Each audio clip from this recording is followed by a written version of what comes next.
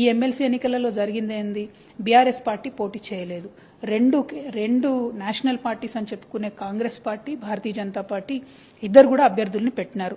వాళ్ళందరూ కూడా బీసీస్ కానటువంటి అభ్యర్థుల్ని పెట్టడం జరిగింది. ఇప్పుడు ఏం జరిగింది? పార్టీల పరంగా, సిద్ధాంతపరంగా ఓటు డివైడ్ అయింది. కాబట్టి ఒక్క బీసీ అభ్యర్థి కూడా ఎన్నుకొని రాలేదు.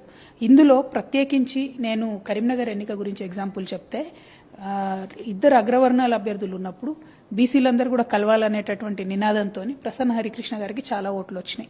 కానీ ఆ ఓటు ఆయనను గెలిపించేటట్టు రాలేదు. సో ఈ అంశాన్ని దయచేసి బీసీ బిడ్డలు అర్థం చేసుకోవాలి. ఈ అంశాన్ని ప్రజాస్వామ్యవాదులు అర్థం చేసుకోవాలి. అందుకే రిజర్వేషన్ ఉండాలి. ఒకవేళ కరీంనగర్ సీట్ కనుక బీసీలకు రిజర్వ్ అయి ఉంటే బీఆర్ఎస్ పార్టీ పోటీలో ఉన్నా లేకున్నా భారతీయ జనతా పార్టీ బీసీకే ఇవ్వాల్సి వచ్చేది, కాంగ్రెస్ కూడా బీసీకే ఇవ్వాల్సి వచ్చేది. సో అల్టిమేట్ గా విజయం అన్నటువంటిది బహుజనులకు వచ్చేది. అది జరగకుండా ఇవాళ మరి అడ్డుపడ్డారు. కాబట్టి నేను మిమ్మల్ని కోరేది ఒకటే, పార్టీల వారీగా అభ్యర్థులు నిలబెడితే గెలుస్తామో ఓడిపోతామో తెలియదు. అందుకే ఖచ్చితంగా రిజర్వేషన్ ఉండాలి. బీసీల మీద బీసీలే పోటీ చేసుకుంటే ఏ పార్టీ నుండి వచ్చినా బీసీలు వచ్చే అవకాశం ఉంటుంది. కాబట్టి ఇవాళ మాత్రం కరీంనగర్ ఎన్నికల్లో ప్రజాస్వామ్యం ఓడిపోయిందని నేను అనుకుంటున్నాను. అమెరికాలో మన తెలంగాణ బిడ్డ పాపము ఒక షూట్అవుట్లో చనిపోయారని చెప్పి వార్తలు వచ్చింది. ఆ కుటుంబానికి తప్పకుండా ధైర్యంగా ఉండాలని చెప్పి నేను కోరుకుంటా ఉన్నాను. ఎందుకంటే రాష్ట్ర కేంద్ర ప్రభుత్వాలతోని అవసరమైతే బీఆర్ఎస్ పార్టీ తరఫు నుంచి కూడా మాట్లాడి అక్కడ ఏమన్నా ఛాలెంజెస్ ఉంటే ఆ బాడీని ఇండియాకి తెచ్చేంత వరకు కూడా మేము మీతో నిలబడి ఉంటామని చెప్పి మాట ఇస్తా ఉన్నాము. ప్రత్యేకించి external affairs ministry, Bharatiya Janata party కొంచెం ఫాస్ట్గా ప్రాసెస్ చేసి ఆ బిడ్డను కుటుంబం దగ్గర చేర్చాలని చెప్పి నేను కోరుతూ ఆ కుటుంబం అంతా కూడా బాగుండాలని చెప్పి నేను మనస్ఫూర్తిగా ప్రార్థన చేస్తున్నాను. గ్రాడ్యుయేట్స్ ఎమ్మెల్సీ ఎన్నికల్లో, టీచర్స్ ఎమ్మెల్సీ ఎన్నికలలో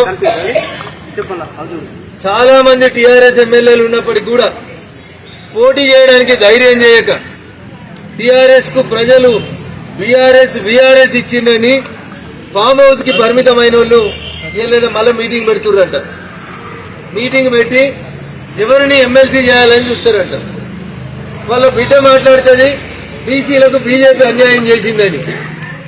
తల్లి మేము 2 ఎమ్మెల్సీలు ఇస్తే 2 ఎమ్మెల్సీలు గెలిస్తే ఒకటి బీసీ గెలిచినాం, ఒకటి ఓసీ గెలిచినాం. దాదాపు జనాభాలో సగం ఉన్నటువంటి బీసీలని సముచితంగా గౌరవించేటువంటి పార్టీ భారతీయ జనతా పార్టీ. అమ్మ కవితమ్మ, నీకు చిత్తశుద్ధి ఉంటే మీ నాయనతో మాట్లాడి, పార్టీ ప్రెసిడెంట్ మీ నాయన అగ్రకులం కాబట్టి వర్కింగ్ ప్రెసిడెంట్ ఒక బీసీకి ఇయ్యండి. శాసనసభలో పార్టీ ప్రతిపక్ష నాయకుడు ఒక బీసీకి ఇయ్యండి. శాసన మండలిలో ఒక ప్రతిపక్ష నాయకుడు అవకాశం ఉంది, ఇంకొక బీసీకి ఇయ్యండి. చేసేటప్పుడేమో చెయ్యరు, ఇచ్చేటప్పుడేమో ఇయ్యరు. ఇచ్చిన 4 ఇయ్యరు బీసీలకి మీరు మంత్రి పదవులు.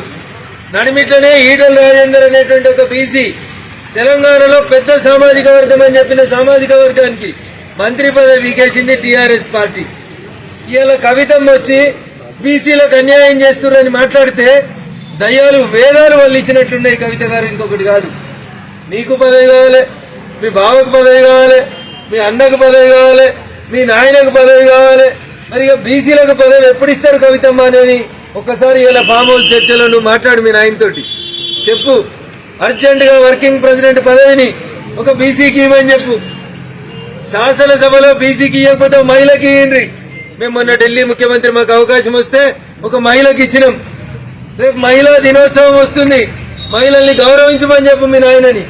మొదటి 5 సంవత్సరాలు ఒక్క మహిళకు కూడా మంత్రి పదవి ఇవ్వకుండా ఒకే ఒక కేబినెట్ ఈ దేశంలో ఏంటంటే అది చంద్రశేఖరరావు గారి కేబినెట్.